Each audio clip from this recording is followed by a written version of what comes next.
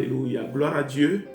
Voilà, nous voici encore aujourd'hui autour de la parole de Dieu, qui est notre lumière, qui est notre lampe, cette parole qui nous guide.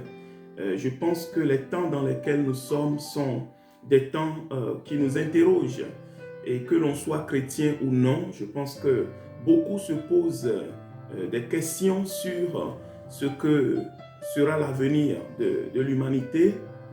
Pour la première fois dans le monde, toutes les frontières, en tout cas de la plupart des pays aujourd'hui, sont fermées.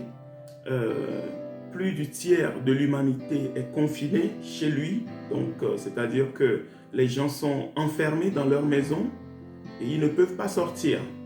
Et dans ces conditions, nous qui sommes chrétiens, c'est tout à fait normal que nous nous interrogeons sur le pourquoi du comment, pourquoi nous sommes où le monde est dans cette situation, que devons-nous faire? Surtout, quelle doit être notre réaction? Et la pensée que Dieu m'a mis à cœur, et je peux dire que c'est vraiment poussé par l'Esprit que je partage cette pensée avec vous, avec nous. J'estime que quand le Seigneur nous met une pensée à cœur, nous devons communiquer en tant que ses serviteurs, nous devons communiquer ce qu'il met dans notre cœur pour ses enfants à qui veut bien l'entendre.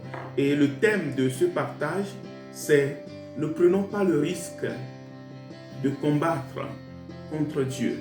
Et sans plus tarder, nous allons ouvrir nos Bibles dans le livre de Actes des Apôtres, donc Actes chapitre 9.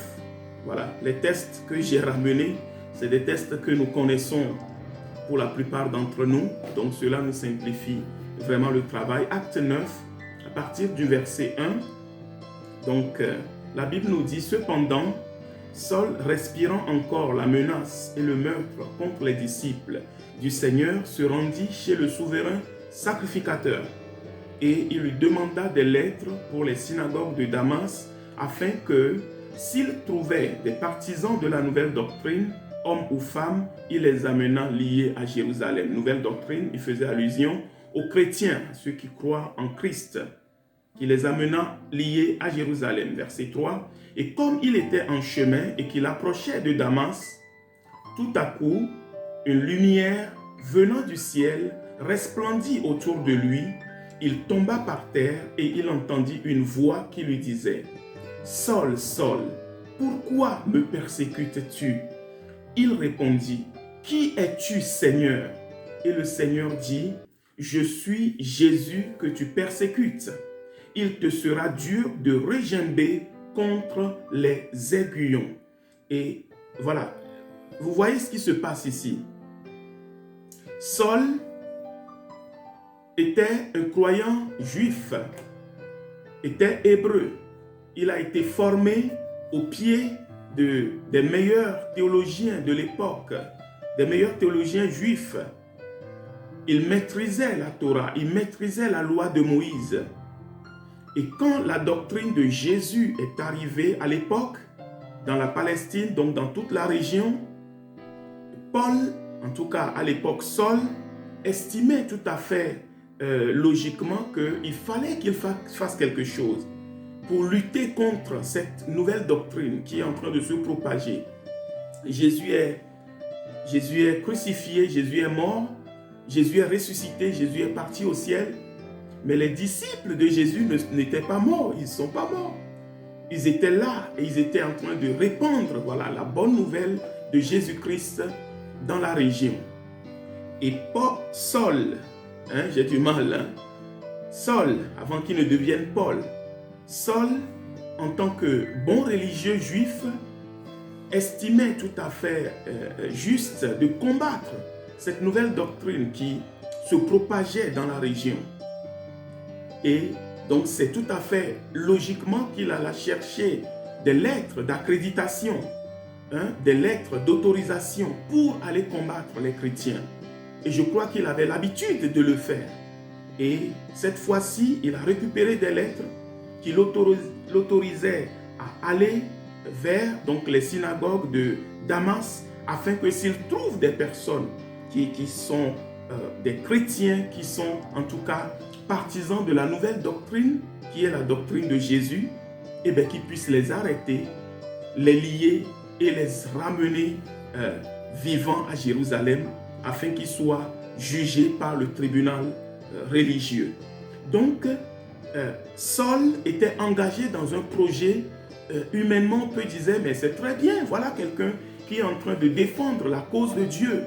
Il faut comprendre qu'à l'époque, la seule bonne doctrine, c'était la doctrine juive, c'était la doctrine de la Torah, c'était la doctrine des pharisiens, des sadducéens, tous ces gens-là. Mais à l'époque, il n'y avait pas encore le christianisme.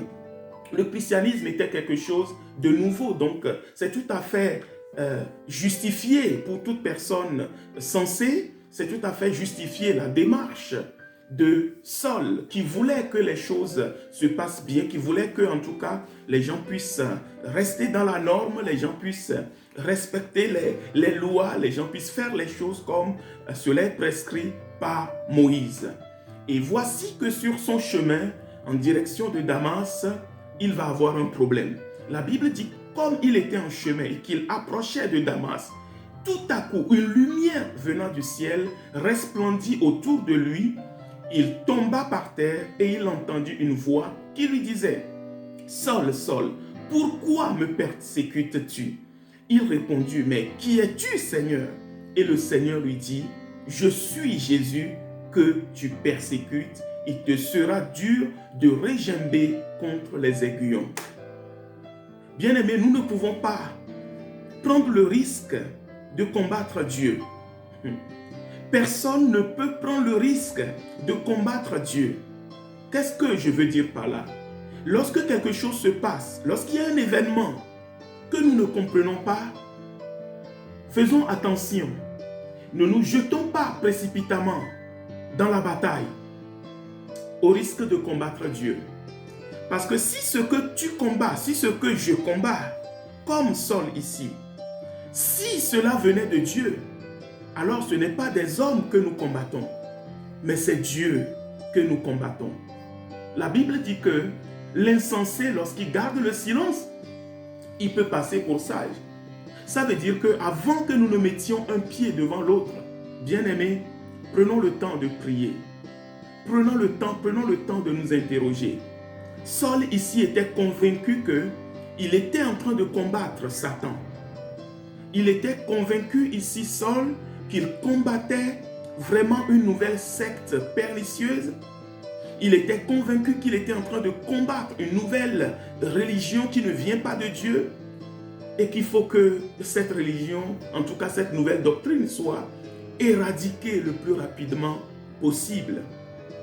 Et en se jetant dans cette bataille, il ignorait qu'en fait, c'était le Seigneur, Dieu lui-même, qu'il était en train de combattre.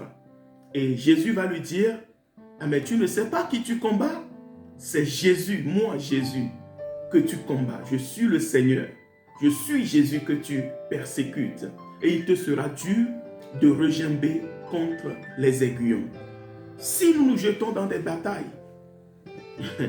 sans discernement, bien-aimés, nous pouvons prendre le risque de combattre le Seigneur.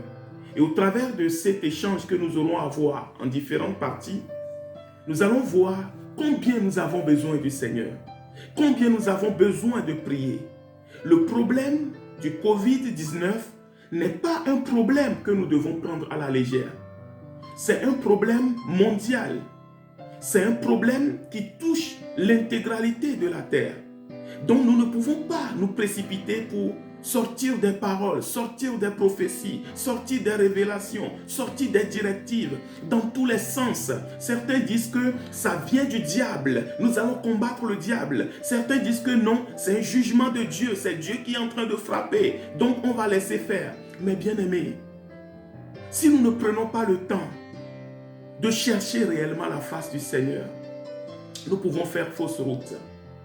Et la pensée pour nous aujourd'hui, bien-aimés, c'est que nous puissions réellement nous arrêter, nous mettre dans la prière et chercher la face du Seigneur. Sinon, nous allons commettre l'erreur que Saul a commis ici. Ne prenons pas le risque de combattre contre Dieu lui-même. Que le Seigneur nous garde, que le Seigneur nous préserve. Au nom de Jésus. Amen.